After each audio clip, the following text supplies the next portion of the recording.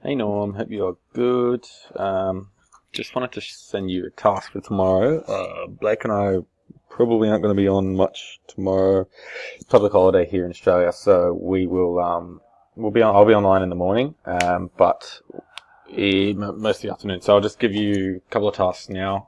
Just record this so you can jump on tomorrow and hit the ground running. But first up, you'll notice in ClickFunnels, I've set up about 15 or 20 templates here. So there's GMS templates, it's under that keyword. So if you just look at all of these, can you please go through each? It's going to be a bit time consuming, but go through each and just to check every single page, and if there are any pixels on any of the pages, just remove them. It might be actually quicker just to, if you've got the Facebook Pixel Helper. If you don't have that, download it. It's just an extension on Chrome. So you can just go to any page and it'll tell you if there's a pixel on there or not. So obviously none of these pages have pixels.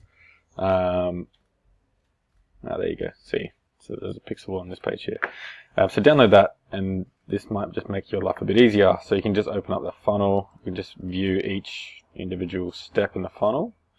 I don't think this one will have a pixel because this is a ClickFunnels template that I've just repurposed.